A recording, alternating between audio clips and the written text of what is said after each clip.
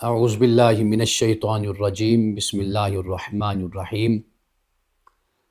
فلما فصل طالوت بالجنود قال ان اللہ مبتلیکم بنہر فمن شرب منہ فلیس منی ومن لم یطعمہ فانہ منی الا من اغترف غرفۃ بیدہ فشربوا منہ الا قلیلا منہم فلما جاوزہ هو والذین آمنوا معہ قالوا لا طاقت لنا اليوم بجالوت وجنودہ قال الذین یظنون انہم ملاقو اللہ کم من فئۃ قلیلۃ غلبت فئۃ کثیرۃ بإذن اللہ واللہ مع الصابرین۔ صدق اللہ العظیم۔ آج ہم انشاءاللہ تعالی درس قرآن میں آیت نمبر 249 سے آیت نمبر 252 تک ہم گفتگو کریں گے، اور ہماری گفتگو اس حوالے سے ہے کہ ان آیات میں طالوت کا ذکر ہے، داود کا ذکر ہے، اور جو بنی اسرائیل کے خلاف لشکر کا سربراہ سپہ سالار جالوت، اس کا بھی ذکر یہاں پر ہے، جسے آخر میں ناکامی اور پسپائی ہوتی ہے۔ لیکن یہاں پہ بات شروع کرنے سے پہلے میں یہ عرض کرتا چلوں کہ گزشتہ درس قرآن میں ہم نے یہ پڑھا تھا کہ اس وقت کے پیغمبر حضرت سموئیل نے بنی اسرائیل نے جب یہ کہا کہ آپ ہمارے لیے کسی کو بادشاہ مقرر کر دیں تو ہم اس کے ساتھ مل کر جنگ کریں، لڑیں، تو پیغمبر نے ان کے ماضی کو اور ان کی تاریخ کو سامنے رکھتے ہوئے یہ کہا تھا کہ کہیں ایسا نہ ہو کہ تم نہ لڑو۔ تو انہوں نے کہا کہ بھئی ہم کیوں نہیں لڑیں گے، جب کہ ہمیں گھروں سے نکالا گیا، بچوں سے دور کر دیا گیا، تو ہم تو ضرور لڑیں گے۔ تو پھر طالوت کو حضرت سموئیل نے مقرر کیا، لیکن بنی اسرائیل نے ان پر بھی یہ اعتراض کھڑا کر دیا کہ بھئی کہ یہ تو غریب ہے، اس کے پاس تو مال اور دولت نہیں ہے، ساعۃ من المال، مال کی وسعت نہیں اس کے پاس۔ تو اللہ نے بتایا کہ بسطۃ فی العلم والجسم، اس حوالے سے جو ضرورت ہوتی ہے وہ علم اور جسم کی ضرورت ہوتی ہے، یعنی صحت مند انسان ہو، طاقتور ہو، اور اس کے پاس علم ہو، حکمت ہو، مہارت ہو، تو بادشاہت ہو، سپہ سالاری ہو، جنگ ہو، تو اس حوالے سے ان خوبیوں کی ضرورت ہوتی ہے جو طالوت میں موجود ہیں۔ اب یہاں پر بنی اسرائیل کا جو کریکٹر اور کردار ہے وہ وہی ہے، یعنی جو عادتیں ہوتی ہیں وہ کہتے ہیں کہ سر چلا جائے جان چلی جائے، لیکن عادتیں نہیں جاتی۔ اب یہاں پہ جو آیت میں نے آپ کے سامنے تلاوت کی ہے، آیت نمبر 249، سب سے پہلے تو ہم اس کا ترجمہ پڑھتے ہیں، پھر اس کے بعد ہم بات کو آگے بڑھاتے ہیں کہ پھر جب طالوت لشکروں کو لے کر روانہ ہوا، فلما فصل طالوت بالجنود، روانہ ہوا کہ اللہ تمہیں ایک دریا کے ذریعے، یعنی کیا فرمایا، قال ان اللہ مبتلیکم بنہر، کہ اللہ سبحانہ و تعالیٰ تمہیں آزمانے والا ہے نہر کے ذریعے سے۔ اب یہ جو نہر کے ذریعے سے آزمانا ہے، فمن شارب منہ فلیس منی، کہا کہ جس نے اس سے پیا تو وہ مجھ میں سے نہیں ہے، یہ کہا، وَمَن لَّمْ يَطْعَمْهُ فَإِنَّهُ مِنِّي إِلَّا مَنِ اغْتَرَفَ غُرْفَةً بِيَدِهِ فَشَرِبُوا مِنْهُ إِلَّا قَلِيلًا مِّنْهُ، کہا کہ بھئی ہاں، اگر ایک چلو اگر تم پانی پی لیتے ہو تو اس کی تو گنجائش ہے، لیکن اس سے زیادہ کی گنجائش نہیں ہے۔ اب یہ امتحان میں ان کو ڈالا گیا، کہا کہ ایک چلو بس پھر اس کے بعد کیا ہوا کہ تھوڑے لوگوں نے اس پر عمل کیا، یعنی زیادہ لوگ وہ تھے کہ جنہوں نے پیٹ بھر کر اور اچھے طریقے سے پانی پیا، بجائے اس کے کہ وہ ایک چلو پی لیتے۔ ایک چلو کے بجائے سب نے چلو سے زیادہ اور اپنی جو خواہش تھی، جو ان کی تمنا تھی، اس کو انہوں نے پورا کیا۔ اب اس کے بعد قرآن مجید اس بات کو بیان کرتا ہے کہ طالوت اور اس کے جو ساتھ ایمان رکھنے والے تھے وہ لوگ دریا پار کر گئے۔ اب صورتحال یہ ہوئی کہ جنہوں نے پانی پیا تھا، مفسرین یہ بیان کرتے ہیں کہ دریا فلما جاوزہ، کہ دریا پار کرنے سے پہلے ہی وہ ڈھیر ہو گئے۔ انہوں نے کہا کہ جی ہم تو دریا کو پار نہیں کر سکتے، ہم تو نہیں جا سکتے۔ اب یہ صورتحال ہوئی کہ وہ پیچھے رہ گئے، اور آگے کون لوگ گئے؟ وہ لوگ گئے کہ جو طالوت کا ساتھ دینے والے تھے، جو لشکر میں شامل تھے، ایمان والے تھے، وہ در حقیقت وہ ساتھ شامل ہوئے، اور انہوں نے چونکہ اللہ اور اس کے رسول کی پیروی کی اور ان کے حکم کے سامنے اپنے کو جھکا دیا، اپنے آپ کو، تو لہٰذا ان میں وہ ایمان کی طاقت بھی رہی اور وہ بہادری کے ساتھ پھر لڑے۔ اور یہ لوگ کون تھے؟ کہ قرآن پاک کہتے ہیں کہ یہ وہ لوگ تھے کہ جنہیں اس بات کا یقین تھا کہ وہ اللہ سے ملنے والے ہیں، انہوں نے اللہ سے ملاقات کرنی ہے۔ تو انہوں نے کہا کیا؟ انہوں نے کہا کہ کتنی ہی چھوٹی جماعتیں ہیں کہ جو اللہ کے حکم سے بڑی جماعتوں پر غالب آ چکی ہیں۔ یعنی اگر انسانی تاریخ کو پڑھیں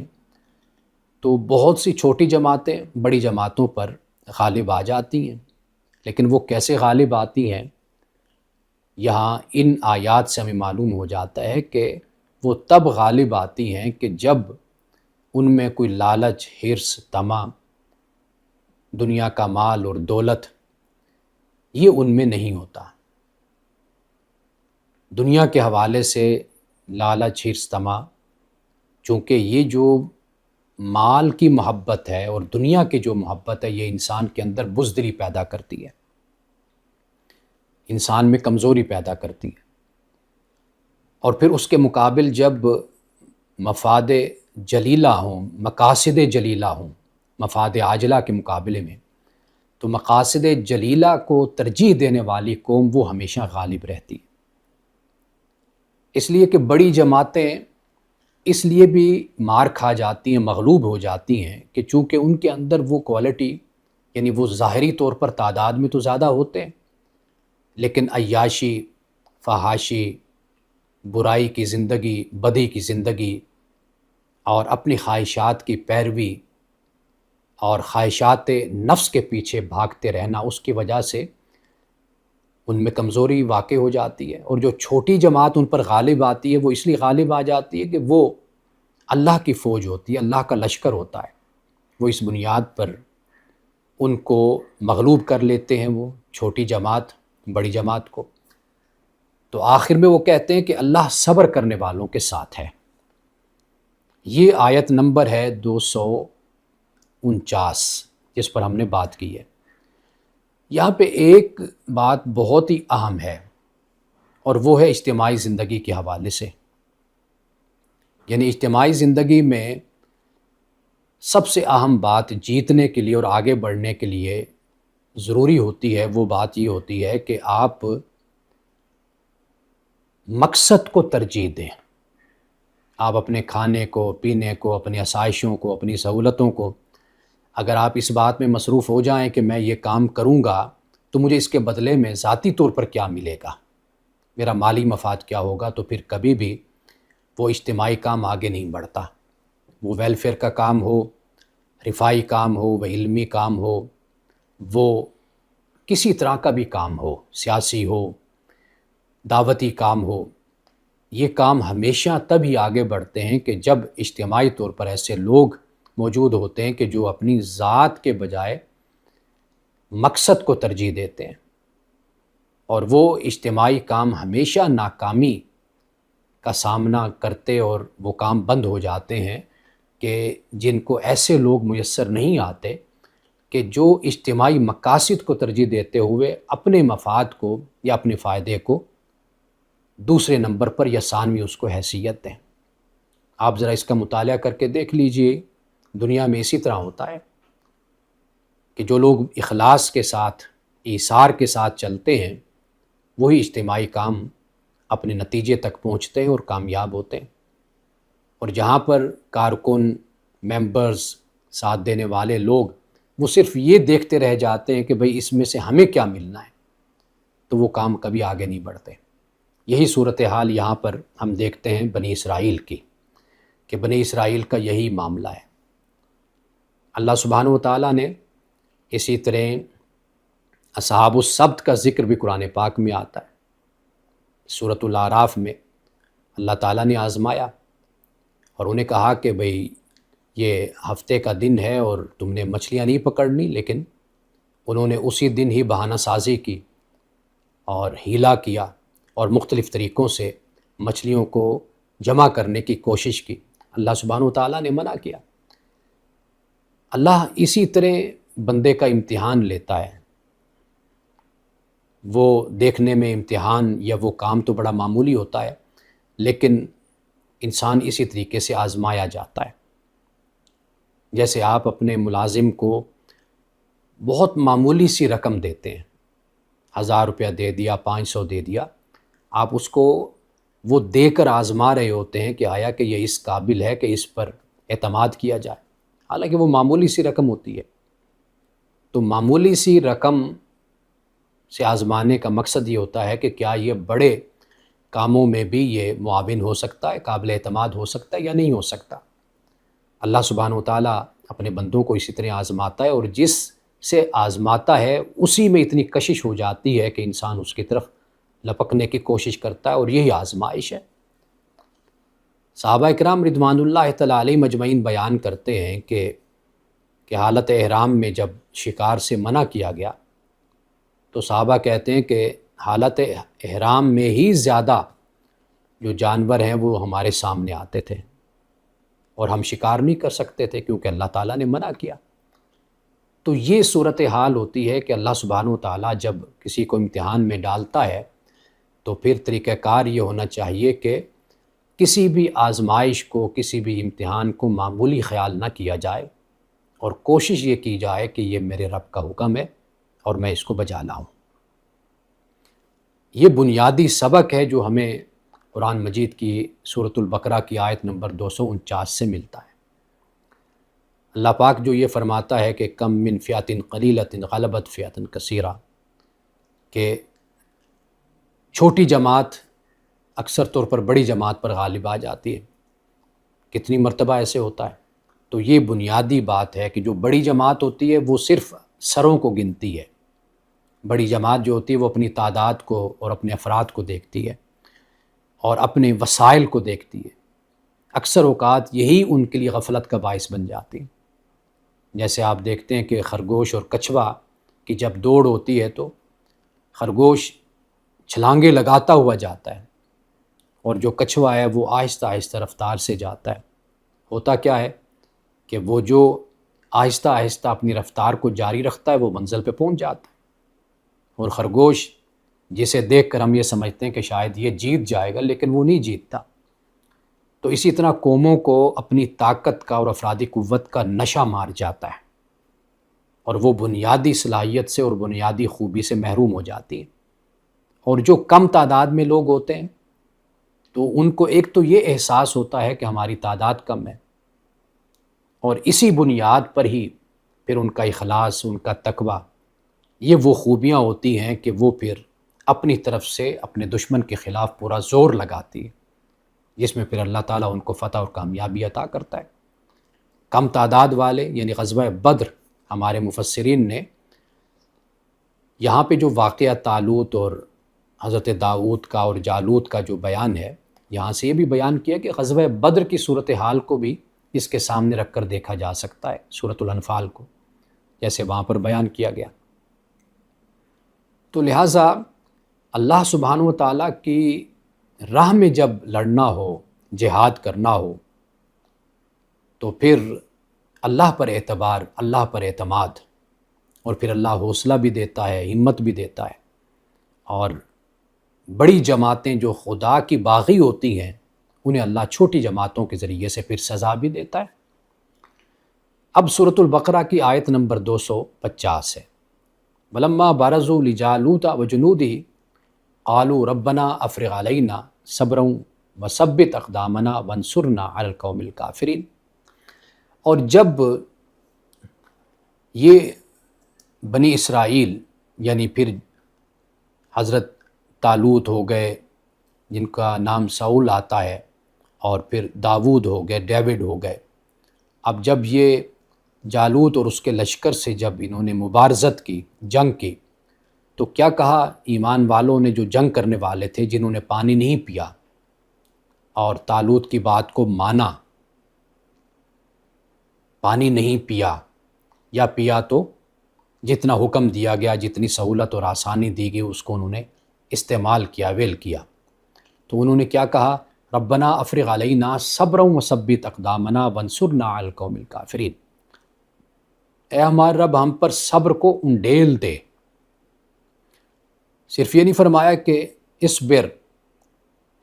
کے الفاظ، یعنی جیسے ہم کہتے ہیں کہ صبر کر، یا صرف صبر ہمیں عطا کر،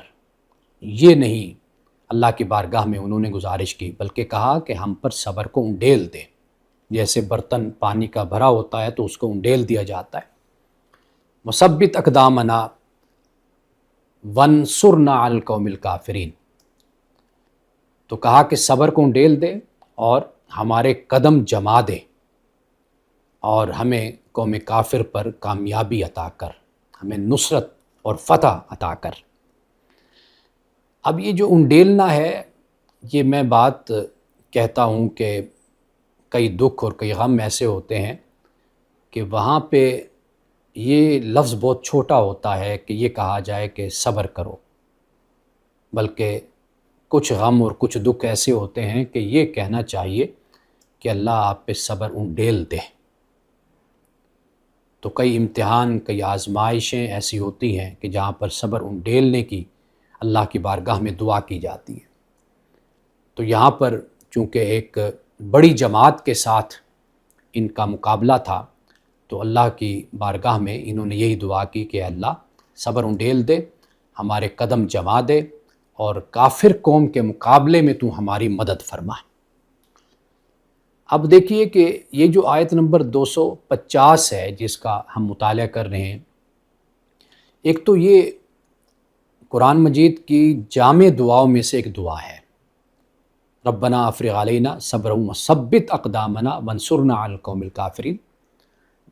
حضرت موسیٰ علیہ السلام پر ایمان لانے والے جو جادوگر تھے، انہوں نے اسی طرح کی دعا کی تھی کہ ربنا افرغ علینا صبرا وتوفنا مسلمین، کیونکہ فرعون نے یہ کہا تھا کہ میں مخالف سمت میں تمہارے ہاتھ پاؤں کاٹوں گا، اذیت دوں گا تمہیں، میں قتل کر دوں گا۔ اللہ کی بارگاہ میں دعا کہ اے اللہ ہم پہ صبر کو انڈیل دے، یعنی اتنا بڑا امتحان کہ ایک انسان، جیتے جاگتے انسان کے اعضاء کو کاٹا جائے، کتنی اذیت ناک موت ہے، لیکن اللہ کی بارگاہ میں دعا کی کہ اے مولا صبر کو ہم پر انڈیل دے، اور ہمیں وفات اور موت اس حالت میں آئے کہ ہم تیرے فرما بردار ہوں، تیری حکم کی پیروی میں اور تیرے احکام کی فرما برداری میں، اس حال میں ہمیں موت آئے کہ ہم تیرے حکم پر عمل کر رہے۔ تو یہ ایک جامع دعا ہے کہ جسے یہاں پر بیان کیا گیا، اور اسے علماء نے بیان کیا، یعنی پہلی بات کیا بیان کی گئی، پہلے صبر کو بیان کیا گیا، افرغ علینا صبرا، ہم پر صبر انڈیل دے، یعنی جو افرغ کا لفظ ہے کہ بھرا برتن انڈیل دینا، یہ اللہ کی بارگاہ میں وہ گزارش کرتے ہیں۔ اور قرآن مجید میں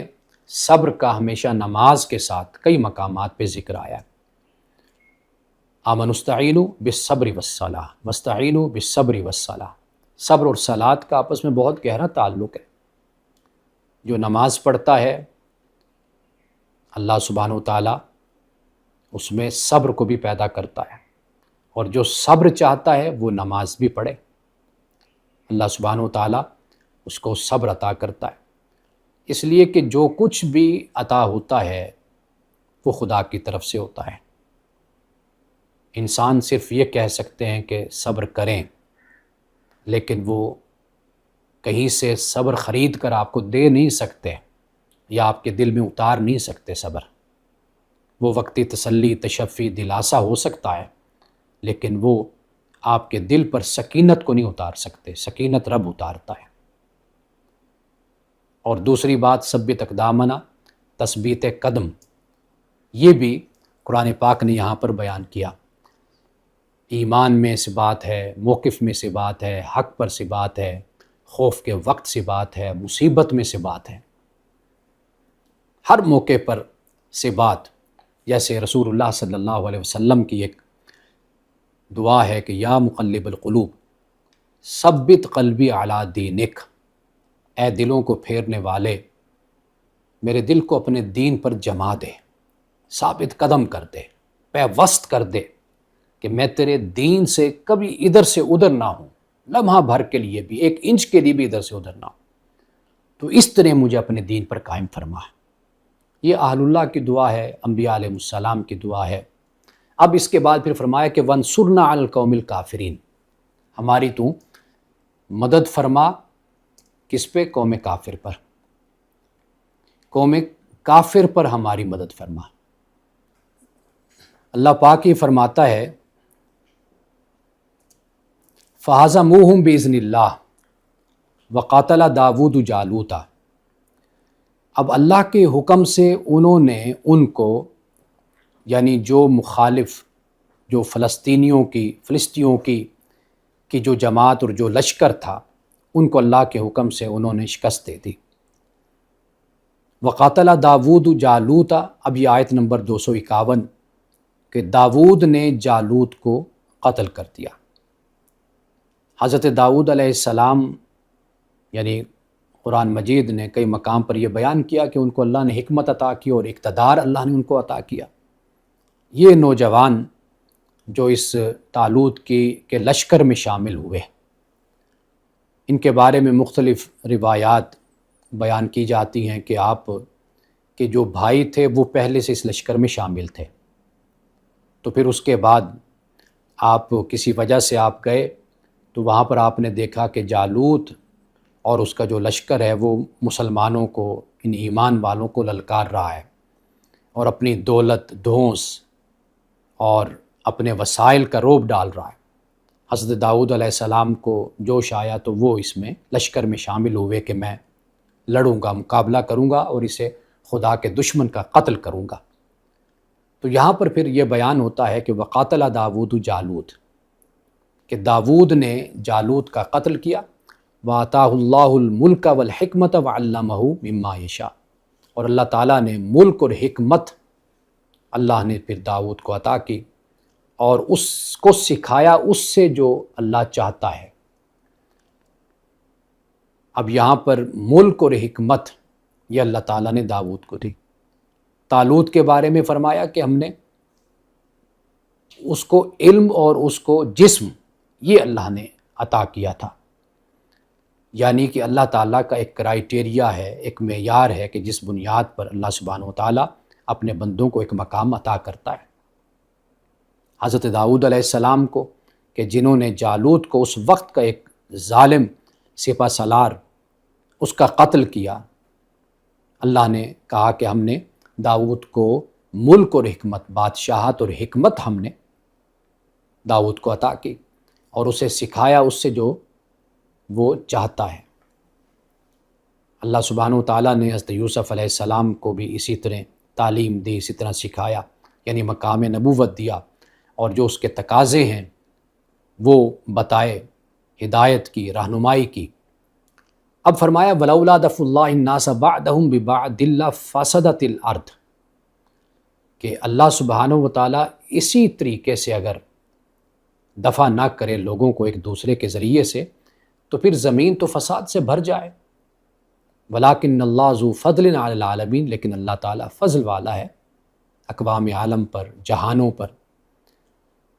جہاد اور قتال کا بھی یہی مقصد اللہ نے قرآن مجید میں بیان کیا ہے۔ وہ مقصد کیا ہے؟ کہ تاکہ یہ جو عبادت خانے ہیں، صوامع ہیں، گرجا ہے،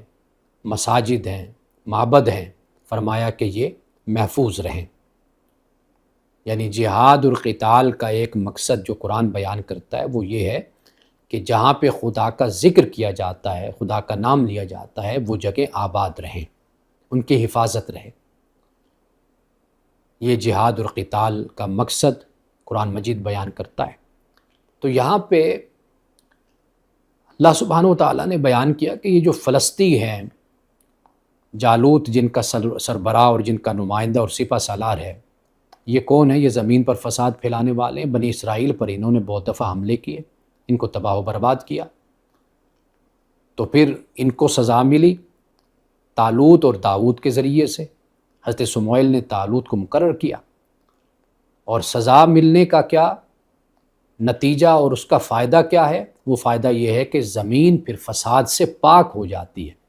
فساد ختم ہو جاتا ہے زمین سے، اور اللہ سبحانہ و تعالیٰ اقوام عالم پر فضل فرمانے والا ہے۔ اب اس کے بعد جو بیان کیا جاتا ہے وہ کیا ہے؟ فرمایا کہ تلک آیات اللہ نتلوها علیک بالحق وانک لمن المرسلین، کہ یہ اللہ کی آیات ہیں، یہ اللہ کی آیات ہیں، کہ جو اللہ سبحانہ و تعالیٰ یہاں پر در حقیقت اس بات کو بیان فرماتا ہے کہ یہ اللہ کی آیات سے مراد یہ ہے کہ مومنین بھی اس سے سبق سیکھیں، اور پیغمبر صلی اللہ علیہ وسلم کو بھی یہ اللہ پاک نے یہ بتا دیا کہ اے نبی، جس طرح جالوت کو شکست ہوئی اس طرح ان کفار کو بھی شکست ہوگی، ان دشمنان اسلام کو، خدا کے دشمنوں کو بھی شکست ہوگی۔ یہ در حقیقت اس میں ایک پیغام ہے، ایک میسیج ہے، اور ایک پیشگوئی ہے کہ جو بیان کی گئی۔ تلک آیات اللہ نتلوها علیک بالحق، یہ اللہ کی آیات ہیں جو ہم تم پر تلاوت کرتے ہیں حق کے ساتھ۔ تلاوت کرتے ہیں یعنی آپ کو ہم سناتے ہیں حق کے ساتھ۔ وَإِنَّكَ لَمِنَ الْمُرْسَلِينَ، اور بے شک آپ مرسلین میں سے ہیں۔ یہ سبق ہے اس میں کہ اللہ سبحانہ و تعالیٰ قرآن مجید میں جتنے واقعات، قصے، تاریخ بیان فرماتا ہے اقوام عالم کی، گزشتہ اقوام کی، اس میں در حقیقت یہی سبق پوشیدہ ہوتا ہے کہ اے پیغمبر صلی اللہ علیہ وسلم، جس طرح یہ قومیں اپنے اپنے زمانوں میں فساد کی وجہ سے، قتل و غارت کی وجہ سے، اپنی منفی سوچ اور کردار کی وجہ سے ان کو شکست ہوئی، اس وقت کے پیغمبر کے ہاتھوں شکست ہوئی، تو اسی طرح ان کفار کو بھی،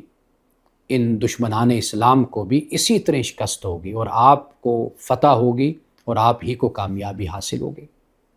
نتلوها علیک بالحق، یعنی حق کا ایک مطلب تو یہ ہے نا کہ یہ جو کچھ بھی ہے یہ حق ہے جو آپ پر تلاوت کیا جاتا ہے، اور یہ بالکل سچ ہے، اس میں کوئی بھی کسی بات کی ملاوٹ نہیں ہے۔ اور حق کا ایک مطلب یہ بھی ہے کہ صحیح صحیح پوری پوری بات آپ کو سنا دی جاتی ہے، آپ کو بتا دی جاتی ہے۔ یعنی قرآن مجید میں جو واقعات ہیں وہ اس طرح نہیں کہ جیسے ہمارے ہاں داستان گو بیان کرتے ہیں، اپنی طرف سے کوئی باتیں شامل کر لی لوگوں کی دلچسپی کے لیے، لوگوں کو سنانے کے لیے، متوجہ کرنے کے لیے، مجمع لگانے کے لیے، اور اس طریقے سے بیان کی جاتی ہیں تاکہ لوگ توجہ سے سن لیں، بیٹھ جائیں، مزے لیں، تفریح کا سامان ہو جائے۔ نہیں، بلکہ فرمایا کہ ہم بات کو اتنا بیان کرتے ہیں کہ جتنی بات ضروری ہوتی ہے، اور جس میں اصلاح اور ہدایت کا پہلو اور تذکیر کا پہلو ہوتا ہے، اور جس کا مقصد یہ ہوتا ہے کہ دنیا میں تم اللہ کے حکم کے مطابق ایک اچھے کردار اور اخلاق کے ساتھ زندگی گزارو، اور تمہاری آخرت بھی سنور جائے، تمہاری آخرت بھی بن جائے۔ اور آخر میں پھر رسول اللہ صلی اللہ علیہ وسلم کو یہ ایک مجد جاں فضا اور یہ ایک بات بتائی گئی، کہی گئی، آپ کو تسلی دی گئی، وَإِنَّكَ لَمِنَ الْمُرْسَلِينَ، کہ بے شک آپ رسولوں میں سے ہیں۔ رسولوں میں سے ہونے سے جو مراد ہے اس سے مراد یہی ہے کہ جس طرح پہلے رسول آئے اور ان کو کامیابی ہوئی اور زمین پر وہ خدا کی حجت بن کر اترے اور حق اور باطل کو بالکل واضح کر دیا گیا، فرق ہو گیا، جاء الحق وزهق الباطل ان الباطل کان زہوقا، تو اے نبی صلی اللہ علیہ وسلم آپ بھی اللہ کے رسول ہیں، تو ایسا ہی معاملہ ہوگا آپ کے زمانے میں بھی۔ تو آج ہم نے سورۃ البقرہ کی آیت نمبر 249 سے 252 تک ہم نے آج پڑھا، اس کا مطالعہ کیا، اور انشاءاللہ اس سے آگے جیسے آپ کو معلوم ہے کہ تیسرا پارہ شروع ہو رہا ہے، تو وہاں سے پھر ہم اپنے گفتگو کا آغاز آئندہ ہفتے کریں گے۔ گزشتہ درس حدیث میں ہم نے رسول اللہ صلی اللہ علیہ وسلم کی یہ دعا نقل کی تھی کہ جس میں آپ نے اللہ کی بارگاہ میں یہ عرض کی کہ میرے دل میں نور پیدا کر دے، میرے کانوں میں، میری آنکھوں میں، میرے دائیں، میرے بائیں، میرے آگے، میرے پیچھے، اور میرے لیے نور میں اضافہ کر دے۔ یہ ہم نے دعا گزشتہ درس حدیث میں پڑھی تھی۔ اب آئیے اس سے آگے، حدیث نمبر ہے 697۔ حضرت عبداللہ بن عباس رضی اللہ تعالی عنہما سے روایت ہے، کان رسول اللہ صلی اللہ علیہ وسلم اذا قام الی الصلاۃ من جوف اللیل، کہ جب آدھی رات کو رسول اللہ کھڑے ہوتے اللہ کی بارگاہ میں تو آپ کیا عرض کرتے؟ اللہم لک الحمد، اے اللہ تیرے لیے ہی حمد ہے، یعنی تیرے لیے ہی تعریف ہے، انت نور السماوات والارض، کہ تو ہی آسمان اور زمین، ومن فیہن، اور جو ان کے درمیان ہے، آسمانوں اور زمین کے درمیان ہے، تو ہی نور ہے اس کا، ان سب کا تو ہی نور ہے، وَلَكَ الْحَمْدُ، اور تیرے لیے تمام تعریفیں، انت قیام السماوات والارض، تو ہی آسمان و زمین کو قائم رکھنے والا ہے۔ اللہ کی ذات الحی القیوم ہے، قیوم سے مراد خود بھی قائم ہے اور دوسروں کو بھی،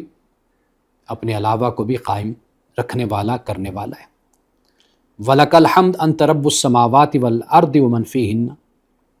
اور تیرے لیے ہی حمد ہے کہ تو رب ہے کس کا؟ کہ جو کچھ بھی آسمانوں اور زمین کے درمیان ہے تو ان کا رب ہے۔ انت الحق، تو حق ہے، وَوَعْدُكَ الْحَقُّ،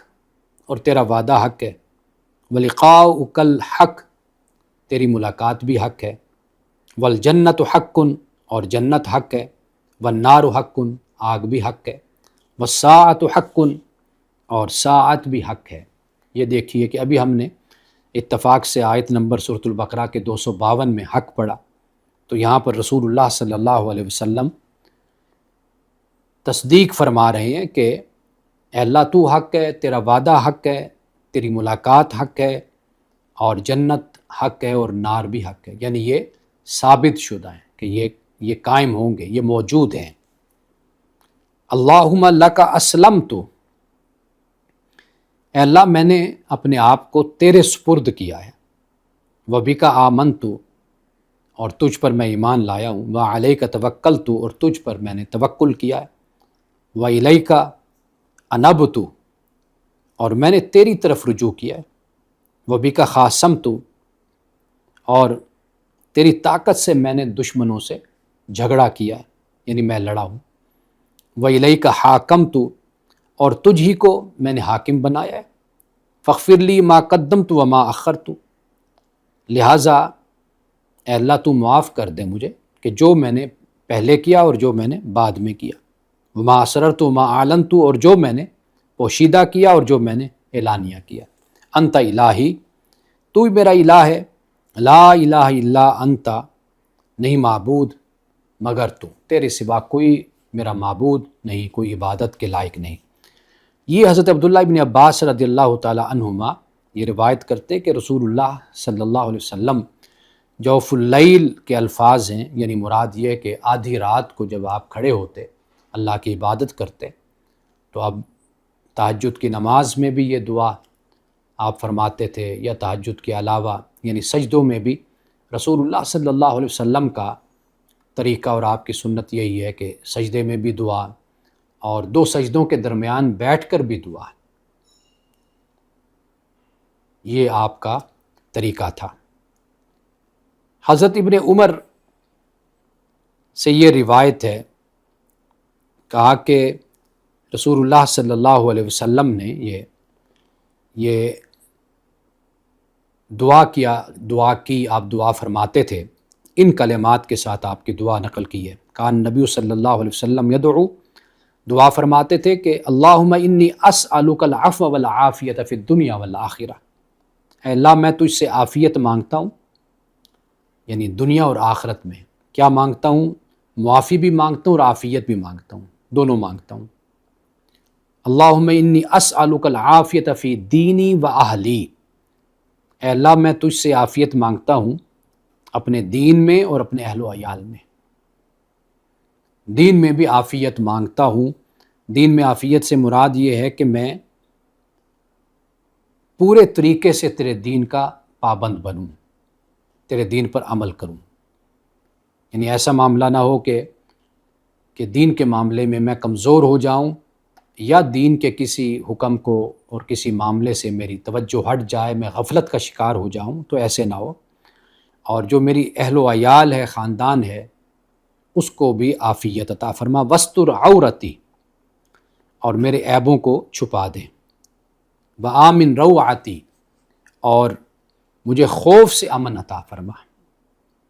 میرے عیبوں کو چھپا دے، عورتی، اور روعتی میرا جو خوف ہے اس کو امن سے بدل دے۔ واحفظنی من بین یدی، اور حفاظت فرما میری آگے پیچھے، ومن خلفی وعن یمینی وعن یساری، دائیں بائیں، ومن فوقی، اوپر سے، یعنی آگے پیچھے دائیں بائیں اوپر، فرمایا کہ ہر طرف سے اے مولا میری تو حفاظت فرما۔ وَأَعُوذُ بِكَ أَنْ أُغْتَالَ مِنْ تَحْتِي، اور میں تیری پناہ میں آتا ہوں کہ نیچے سے پکڑ جاؤں، یعنی دھنسا دیا جاؤں۔ یہ رسول اللہ صلی اللہ علیہ وسلم اللہ کی بارگاہ میں دعا کرتے تھے۔ یعنی بہت سی دعائیں ہیں اور مستند دعائیں ہیں۔ ہر وقت اللہ کو پکارنا، اللہ سے مانگنا، اللہ سے دعا کرنا۔ تہجد کی نماز ہے، فرض نماز ہے، کوئی نماز بھی ہے، رسول اللہ نے اللہ سے مانگا۔ ہر وقت اٹھتے بیٹھتے، کھاتے پیتے، صبح شام رات، سوتے جاگتے، تنہائی میں، دوستوں میں، محفل میں، مجلس میں، جنگ میں، امن میں، ہر حالت میں اللہ سے ہی مانگا۔ اور ہمیں بھی اسی بات کی تعلیم دی کہ ہم اللہ سے ہی مانگیں۔ اللہ سے انس، اللہ سے محبت، اللہ سے لگاؤ، اللہ سے تعلق، یہ بہت ضروری ہے۔ ہم جس طرح اپنا تعلق والدین سے محسوس کرتے ہیں، والدین کے ساتھ، اولاد کے ساتھ محسوس کرتے ہیں، اور ہمیں ان سے محبت ہوتی ہے، انس ہوتا ہے، ان سے ایک تعلق ہمارا ہوتا ہے کہ جسے ہم محسوس کرتے ہیں۔ بدقسمتی ہماری یہ ہے کہ ہم خدا سے تعلق کو کم از کم اتنا بھی محسوس نہیں کرتے، حالانکہ یہ تعلق ہر تعلق سے بڑھ کر ہے۔ یہ جو مانگنا ہے، یہ تبھی انسان مانگتا ہے کہ جب اس کو یہ یقین ہوتا ہے کہ مجھے یہیں سے ہی ملنا ہے، میری حفاظت کا اعلان یہیں سے ہونا ہے، میری حفاظت کے لیے فرشتے یہیں سے بھیجے جانے ہیں، ہر لحاظ سے میری عافیت، میرا رزق، میری زندگی، ہر معاملے میں مجھے میرے خدا کی طرف سے ہی سب کچھ حکم ہونا ہے۔ یہ کہنے کی حد تک تو ہم بول دیتے ہیں کہ ہمارا یقین ہے، لیکن ہمارا عمل ایسا نہیں ہے کہ جس سے معلوم ہو، ہمارا قول بھی ایسا نہیں ہے کہ ہم اللہ سبحانہ و تعالیٰ سے ہر وقت مانگیں، ہر وقت اللہ سے ہم سوال کریں۔ حضرت رفاع زرقی رضی اللہ تعالی عنہ سے یہ روایت ہے، کہتے ہیں کہ جب احد کی لڑائی کا دن تھا اور مشرکین منتشر ہو گئے تو رسول اللہ صلی اللہ علیہ وسلم نے فرمایا کہ برابر ہو جاؤ، استووا حتی اثنی علی ربی عز وجل، برابر ہو جاؤ تاکہ میں اپنے رب کی ثنا بیان کروں۔ جب احد میں کفار منتشر ہو گئے تو رسول اللہ نے صحابہ سے فرمایا کہ برابر ہو جاؤ، یعنی صفیں بنا لو، اکٹھے ہو جاؤ، اور میں اپنے رب کی، تاکہ میں اپنے رب کی ثنا بیان کروں۔ تو صحابہ کرام رضوان اللہ تعالیٰ نے آپ کے پیچھے صفیں بنا لی تو آپ نے یوں دعا کرنی شروع کی، اللہم لک الحمد کلہ، اے اللہ تمام تعریف تیری ہی ہے، اللہم لا قابض لما بسطت، اے اللہ جس کو تو وسعت دے اس پر کوئی تنگی کرنے والا نہیں ہے، ولا مقرب لما باعدت، اور جسے تو دور کر دے اسے کوئی قریب کرنے والا نہیں ہے، ولا مباعد لما قربت، اور جسے تو قریب کرے اسے کوئی دور کرنے والا نہیں ہے، جسے تو دور کر دے تو اسے کوئی قریب کرنے والا نہیں، جسے تو قریب کر لے اسے کوئی دور کرنے والا نہیں، ولا معطی لما منعت، اور جسے تو منع کر دے اسے کوئی دینے والا نہیں ہے، ولا مانع لما اعطیت، اور جسے تو عطا کر دے اس سے کوئی روکنے والا نہیں ہے۔ کتنے ایمان اور یقین والے الفاظ ہیں کہ حکم آرڈر وہاں سے ہونا ہے، کوئی دینا چاہے اس کا حکم نہیں ہے تو کوئی دے نہیں سکتا، جسے وہ عطا کر دے تو اس سے کوئی چھین نہیں سکتا۔ کتنا یقین ہے اس بات میں، اور ایمان والوں کو اسی بات کی تعلیم ہے۔ اللہم مبسط علینا من برکاتک و رحمتک و فضلک و رزقک، اے اللہ ہم پر اپنی برکتوں، رحمت، فضل اور رزق کے دروازے کھول دے۔ پھر فرمایا اللہم انی اسألک النعیم المقیم الذی لا یحول ولا یزول، اے اللہ میں تجھ سے قائم رہنے والی ایسی نعمتوں کا سوال کرتا ہوں کہ جو نہ منتقل ہو اور نہ ختم ہو، ایسی نعمتوں کا میں تجھ سے سوال کرتا ہوں جو ہمیشہ تو مجھے عطا کیے رکھ۔ اللہم انی اسألک النعیم یوم العائلہ، اے اللہ میں تجھ سے فقر و محتاجی کے دن نعمتوں کا سوال کرتا ہوں، والامن یوم الحرب، جنگ کے دن امن کا سوال کرتا ہوں۔ اللہم عائذا بک من سوء ما اعطیتنا، اے اللہ جو کچھ تو نے ہمیں دیا میں اس کے شر سے تیری پناہ چاہتا ہوں، وشر ما منعت منا، اور جو تو نے ہم سے روک لیا ہے اس کے شر سے تیری پناہ چاہتا ہوں۔ آگے اللہم حبب الینا الایمان وزینہ فی قلوبنا، اے اللہ ایمان کو ہمارے لیے محبوب بنا دے اور اسے ہمارے دلوں میں مزین کر دے، ایمان کو سجا دے ہمارے دلوں میں اور ایمان کو ہمارا محبوب بنا دے۔ وَقَرِّ إِلَيْنَا الْكُفْرَ وَالْفُسُوقَ وَالْعِصْيَانَ، اور اے اللہ کفر، فسق اور نافرمانی کو ہمارے لیے ناپسندیدہ بنا دے کہ ہم پسند نہ کریں۔ وَجَعَلْنَا مِنَ الرَّاشِدِينَ، اور ہمیں ہدایت والوں میں سے بنا دے۔ اللہم توفنا مسلمین، اے اللہ ہم کو مسلمان ہونے کی حالت میں فوت کرنا، یعنی جب موت آئے تو اس حالت میں آئے کہ ہم تیرے فرما بردار ہوں، تیری فرما برداری میں ہم مصروف ہوں۔ والحقنا بالصالحین، توفنا مسلمین واحینا مسلمین، یعنی موت دے تو اس حال میں کہ ہم تیرے فرما بردار ہوں، اور زندہ رکھ تو پھر بھی ہمیں اس حال میں رکھ کے ہم تیری فرما برداری کرتے رہیں۔ والحقنا بالصالحین، اور ہمیں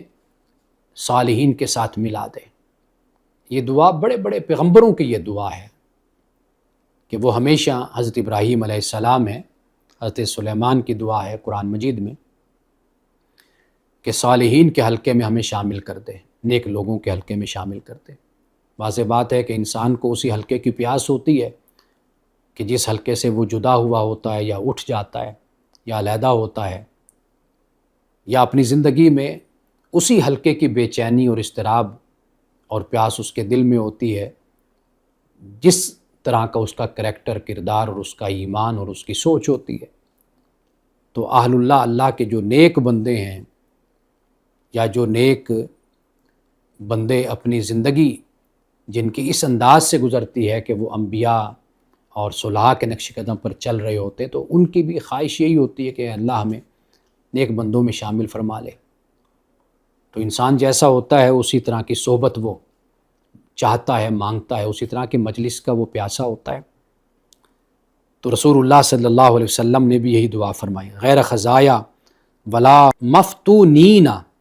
اور کہا کہ نہ ہم رسوا ہوں اور نہ فتنے میں ڈالے گئے ہوں، یعنی رسوائی سے بھی ہمیں بچا اور فتنوں سے بھی ہمیں بچا۔ اللہم قاتل الکفرۃ الذین یصدون عن سبیلک، اے اللہ کافروں پر لعنت فرما، کافروں پر لعنت فرما، وہ جو تیرے راستے سے روکتے ہیں، وَيُكَذِّبُونَ رُسُلَكَ، اور تیرے رسولوں کو جھٹلاتے ہیں، وَاجْعَلْ عَلَيْهِمْ رِجْزَكَ، ان پر سخت مصیبت اور عذاب ان پر وعذابک نازل فرما۔ اللہم قاتل الکفرۃ الذین اوتوا الکتاب الہ الحق، اے اللہ ان کافروں پر لعنت کر جنہیں کتاب دی گئی اور انہوں نے کیا کیا؟ اس کتاب کو جھٹلایا۔ یہ رسول اللہ صلی اللہ علیہ وسلم نے غزوہ احد میں یہ دعا آپ نے فرمائی۔ اب دیکھیے اس میں بندگی کا، عاجزی کا اس میں اظہار ہے، اور کمال پہ ہے بندگی اور عاجزی اللہ کی بارگاہ میں۔ اور یہ صحابہ کو بھی اس بات کی تربیت دی گئی کہ جیسا بھی ماحول ہو، حالات ہوں، اللہ سے تعلق کبھی بھی بندے کا کمزور نہیں ہونا چاہیے۔ باب الدعاء عند الکرب، بے چینی کے وقت کی دعا وہ کیا ہے؟ یہ روایت نمبر، حدیث نمبر 700 ہے، حضرت ابن عباس سے روایت ہے کہ نبی اکرم صلی اللہ علیہ وسلم بے چینی اور اضطراب کے وقت یہ دعا کیا کرتے تھے۔ کان النبی صلی اللہ علیہ وسلم یدعو عند الکرب لا الہ الا اللہ العظیم الحلیم، لا الہ الا اللہ رب السماوات والارض ورب العرش العظیم، کہ نہیں معبود مگر اللہ، عظیم حلیم۔ اب یہاں پہ رسول اللہ صلی اللہ علیہ وسلم جب حالت کرب میں ہیں، بے چین ہیں، یا حالت اضطراب میں ہیں، حالات ایسے ہیں، کفار اور مشرکین کا ظلم اور زیادتی حد سے بڑھ گیا ہے، اور ان حالات میں کہ جب یہود و نصارہ کی تکلیفیں حد سے بڑھ گئی ہیں، تو اللہ کی بارگاہ میں جب دعا کرتے ہیں تو اس کے ساتھ اللہ کی صفت عظمت اور اللہ کی صفت حلیم، حلم کو بھی بیان کرتے ہیں، یعنی حلم کہ انسان کے اندر برداشت پیدا ہو جائے۔ اللہ کی ذات حلیم ہے، تو دعا بھی بالکل اسی کے مطابق ہے کہ نہیں معبود مگر اللہ، ایسا اللہ جو عظیم حلیم ہے۔ لا الہ الا اللہ، نہیں معبود مگر اللہ، رب السماوات والارض، آسمانوں اور زمین کا رب ہے، ورب العرش العظیم، اور عرش عظیم کا بھی رب ہے۔ یہ رسول اللہ صلی اللہ علیہ وسلم دعا فرمایا کرتے تھے۔ اور کس وقت دعا کرتے؟ یہ حالت اضطراب میں اور حالت بے چینی میں رسول اللہ صلی اللہ علیہ وسلم یہ دعا کیا کرتے تھے۔ اور یہ دعا میں گروپس میں بھی شیئر کر دوں گا، آپ اس دعا کو یاد کر لیجئے، لکھی ہو آپ کے سامنے تو آپ اس کو پڑھتے رہیے، اور جب آپ اس کو پڑھیں گے تو دعا مانگنے کا طریقہ اس طرح نہیں کہ آپ الفاظ کو رٹتے رہیں۔ اصل دعا وہ ہوتی ہے کہ جو آپ کے دل سے نکلے، یعنی آپ کے دل میں طوفان، آپ کے اندر ایک طوفان ہو، اور وہ طوفان دعا بن کے باہر نکلے۔ اللہ سبحانہ و تعالیٰ کی صفات لامحدود ہیں، کثیر صفات ہیں۔ انسان اللہ کو اپنی حالت اور اپنی ضرورت اور اپنے احتیاج کے مطابق، جو اس کی ضرورت ہوتی ہے اس کے مطابق اللہ کی صفت کا ذکر کرتا ہے، کہ جیسے رسول اللہ صلی اللہ علیہ وسلم نے پریشانی میں اللہ کی صفت عظیم اور حلیم کا ذکر کیا ہے، عظمت اور حلم کا۔ تو آپ یہ دعا یاد کیجئے، لیکن ان کے الفاظ، جو الفاظ ہیں اس پر ضرور توجہ کیجئے، اور پھر جب آپ کی روح اس میں شامل ہوگی آپ کا احساس اس میں شامل ہوگا، آپ کی بندگی شامل ہوگی، اس میں بے چارگی آپ کی شامل ہوگی، بے بسی شامل ہوگی، اور خدا سے مانگتے ہوئے جب آنکھوں سے آنسو جاری ہوں گے تو اللہ سبحانہ و تعالیٰ ضرور آپ کی، میری، سب کی دعاؤں کو سنتا ہے اور سننے والا ہے۔ ایک سوال جو مجھ سے پوچھا گیا وہ یہ ہے کہ نماز ہم پڑھتے ہیں، مثال کے طور پر 4 رکعت ہیں، عشاء کی نماز ہے، ہم نے تیسری رکعت پہ ہم نے سلام پھیر دیا، ہم نے سمجھا کہ شاید ہم نے 4 پڑھ لی، لیکن جیسے سلام پھیرا تو ہمیں یاد آ گیا کہ نہیں، ابھی تو 1 رکعت ہماری رہتی ہے، تو اب کیا کیا جائے؟ تو اس کا طریقہ یہ ہے کہ جب آپ نے سلام پھیرا ہے اور فوراً آپ کو بات آ جاتی ہے کہ بھئی آپ نے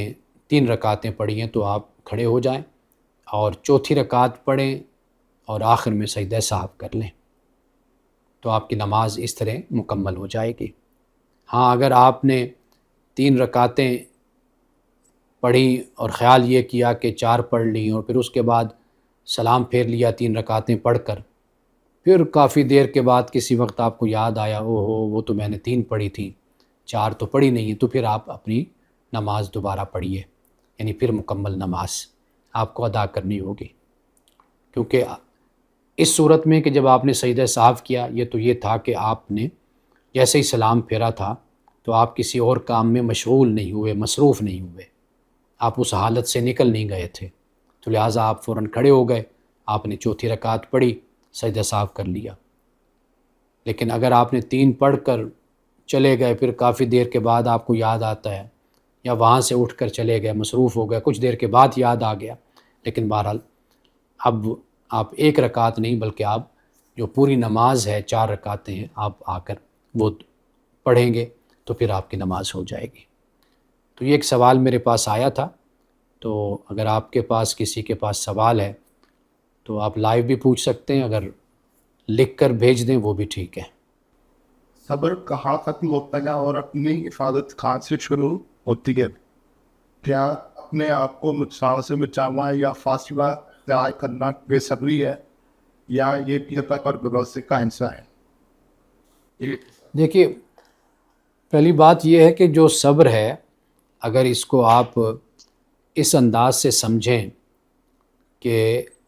صبر کا جو وقت ہوتا ہے، پیشنس کا وقت ہوتا ہے، یہ وقت آپ کے سوچنے کا بھی ہوتا ہے، آپ کے سمجھنے کا بھی ہوتا ہے، کہ مثال کے طور پر جیسے یہاں پہ ذکر کیا گیا سوال میں،